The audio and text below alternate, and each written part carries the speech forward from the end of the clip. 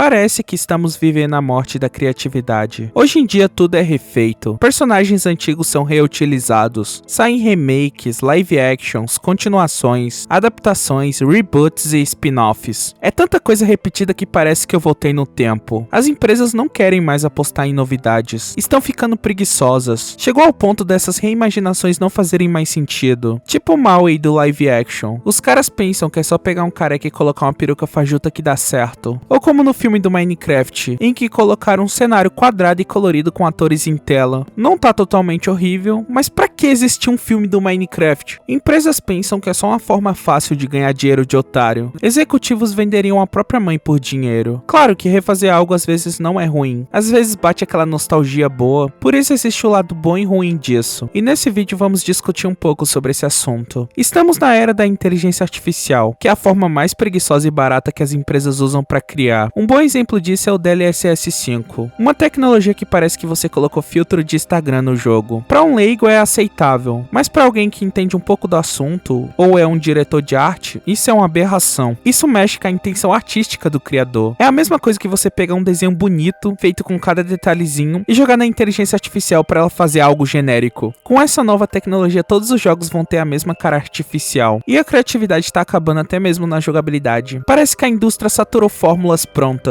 Um exemplo disso são jogos difíceis como Souls-like. Algumas empresas confundem uma boa jogabilidade com frustração. Nem todo jogo precisa ser um teste de paciência em que você tem que ficar horas tentando matar um bichinho virtual. Eu tô sentindo que falta originalidade nas empresas, como se tivessem apenas seguindo uma tendência por preguiça, achando que a dificuldade elevada é garantia de sucesso. E o pior é que isso se repete em outros gêneros, como o mundo aberto, que são gigantes, mas vazios de alma. Não existe nada de interessante pelo mapa. E tem empresas como a Ubisoft que criam uma fórmula e repetem diversos outros jogos, sem nenhuma inovação. E pior que isso é a EA, que vende o mesmo jogo só com um número diferente. E quando não é isso, são vários remakes. Existe um número infinito de jogos que podem virar remakes, então você vai jogar jogo repetido até ficar velho, ou até sua morte. Claro que existem remakes que ficaram bons, como do Resident Evil 4, em que refizeram a jogabilidade, os gráficos e os cenários, e ficou tudo muito bom. Já no caso do Resident Evil 3, aquilo foi uma vergonha. O clássico é uma delícia e continua sendo superior. É só colocar uma textura em HD feita por fã e ser feliz jogando. Outro grande problema em refazer algo é quando alteram a obra de alguma forma, como mudando a história ou incluindo ideologias, como a cultura woke. A HBO faz muito isso com suas séries. Na série da Velma, por exemplo, mudaram tanto a história que alguns personagens estão totalmente descaracterizados. A Velma passou de uma garota inteligente para uma arrogante, o Salsicha era um engraçadinho medroso, mas agora é um gado, o Fred era um verdadeiro líder corajoso, mas agora é só um riquinho mimado, a Daphne era uma garota charmosa e uma ótima investigadora, só que agora é apenas uma garota popular genérica de série de adolescente. E claro, temos a ausência total do Scooby-Doo. Além disso, a mudança de etnia dos personagens parece forçada, assim como a inclusão de várias cenas sexuais que nunca estiveram presentes em outras séries desse universo. The Last of Us também teve várias alterações, algumas interessantes e outras péssimas, tipo aquela cena da Ellie alegre porque a Dina vai ter um bebê. Então, a gente vai ter um bebê. Assim, a gente e o Jesse também, né? É do Jesse, né? A gente vai ter um bebê. Cacete. Eu vou ser pai. Enquanto no jogo a Ellie tava com sangue nos olhos querendo matar todo mundo pela frente, e uma mulher grávida naquele momento seria um fardo muito grande. A gente ainda podia ter voltado. Eu não sabia.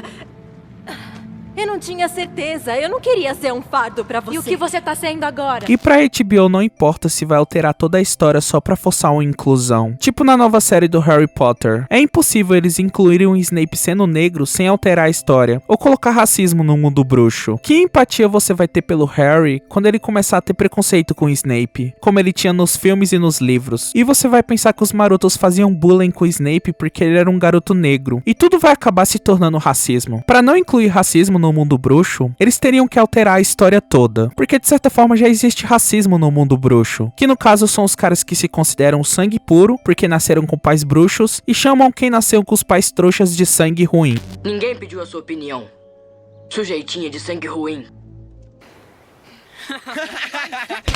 A HBO faz isso pra chamar a atenção. A Disney faz a mesma coisa. Às vezes você pensa, olha que bonitinho a Disney tá incluindo pessoas negras e LGBT. Isso que é empresa legal. Mas elas só pensam em ganhar dinheiro com pautas e tentar agradar grupos específicos da internet. Não se enganem, empresas só pensam em dinheiro. Só que às vezes quando você tenta agradar um grupo, acaba não agradando ninguém. É tipo o que acontece com o filme da Branca de Neve. O anão de Game of Thrones criticou o fato da Disney se dizer moderninha, mas ainda contar uma história ultrapassada sobre 7 anões vivendo em uma caverna. Por causa disso, a Disney decidiu retirar todos os anões do filme e colocar CGI, o que tirou o emprego de vários atores que poderiam fazer o papel desses anões. O filme também deu confusão porque a Disney escolheu uma atriz latina para interpretar a Branca de Neve, que no desenho era descrita com a pele branca como a neve. Além disso, a atriz arrumou treta com os fãs ao dizer que o desenho de 1937 é coisa do passado, e sugerir que as cenas do príncipe seriam cortadas porque ele agia como um perseguidor.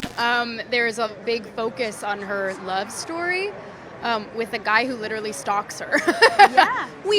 Weird. Na nova versão, a Branca de Neve não é mais uma mocinha indefesa. O foco é mostrar que ela é uma mulher forte e líder. Muita gente achou que essas mudanças foram forçadas, e que ao tentar ser moderna e agradar a todos com esse papo de beleza interior, o filme acabou deixando os fãs da história clássica bem bravos, a ponto de o filme receber uma nota pior que Dragon Ball Evolution, o que é um feito quase impossível. O visual também importa muito na hora de fazer uma reimaginação, como no caso do Rei Leão. O filme é tecnicamente impressionante, mas os animais não têm expressão facial, e a cena da morte do Mufasa perdeu o peso emocional, porque os leões parecem de documentário do National Geographic. E quem não lembra do Sonic feio? A pressão do público foi tão grande que o estúdio teve que gastar milhões para refazer o personagem do zero. Teve o caso das Tartarugas Ninjas que ficaram horríveis, o Dante de DMC Devil May Cry parecendo um adolescente rebelde punk que xingava o tempo todo, o novo Thundercats com aquele estilo genérico boca de feijão, teve o Shrek do trailer que não ficou horrível, mas tirou todo o carisma do personagem, a Lola de Space Jam que ficou estranha no segundo filme e menos chamativa, digamos assim, e tem um caso que eu discordo que ficou ruim, mas algumas pessoas reclamam do visual novo da Lara Croft só porque ela usa mais roupa do que nos visuais anteriores. Eu até entendo a revolta de alguns, já que a Lara Croft marcou uma geração que cresceu acreditando naquele mito de que existia um código para deixar a personagem nua no jogo. E outra coisa que anda acontecendo muito são as continuações desnecessárias. O caso mais triste é Megamente 2. O primeiro filme era uma animação incrível, com uma história muito boa, mas a sequência se tornou um filme de baixo orçamento com cara de série barata de TV, além de não ter o elenco original. Os vilões são genéricos e o Megamente regride. Ele fica imaturo novamente, burro, e joga todo o aprendizado do primeiro filme no lixo. Pior que isso é o Tá Dando Onda 2. O original era um documentário super interessante sobre surfistas, com personagens icônicos, e o filme tinha muita piada boa, mas a sequência virou uma propaganda bizarra de WWE. Transformaram um filme sobre paixão pelo surf em um produto genérico para vender a imagem de lutador. E nem Kung Fu Panda 4 escapou. O filme tenta aposentar o Po às pressas, para passar o bastão para uma personagem sem carisma. Trouxeram vilões antigos só pelo fanservice, mas sem os 5 furiosos e com uma vilã rasa, o filme perdeu toda a alma para se tornar algo genérico, sem aquelas lições filosóficas dos outros filmes. E um filme que já não era grande coisa, mas era engraçado e divertido, era Deu a Louca na Chapeuzinho. E o segundo filme, apesar de ter uma animação um pouquinho melhor, mas que também é horrível, perde até nesse aspecto. As piadas são horríveis. É um filme muito sem graça. E não existe um motivo para você gostar desse projeto de escola inacabado. E se a gente fala da morte da criatividade, não tem como não citar a Netflix, que consegue estragar a maioria das coisas em que ela coloca a mão. O maior exemplo de estragar uma obra é o Death Note de 2017. Eles pegaram um embate psicológico genial entre os dois personagens principais e transformaram num filme de terror adolescente genérico. O Light, que era frio e calculista, virou um moleque que grita ao ver o Ryuki. Essa americanização forçada mata a essência do anime. E parece que eles vão americanizar Round 6 e Alice in Borderland também. Então eu tenho medo do que pode sair disso. Teve também um live action de Cowboy Bebop, que ficou tão horrível que o próprio criador do anime disse que não conseguiu passar nem da cena de abertura. No fim, as empresas como a Netflix não fazem adaptações. Elas tentam deixar as obras mais inofensivas, pouco problemáticas e com muita representatividade, só pra entregar um produto morno, feito pra não ofender ninguém, mas que também acaba não agradando ninguém. Até quando vamos deixar que usem a nossa nostalgia pra alimentar essa produção de conteúdo vazio? Claro que existem continuações, live actions e reimaginações que deram certo, mas cadê a criatividade das empresas? Parece que isso tá acabando e cada vez mais elas querem apostar no seguro, o que é triste. Mas é isso, jovens. Eu vou ficando por aqui. Me digam nos comentários qual continuação vocês acham terrível. Muito obrigado pela sua atenção e até mais.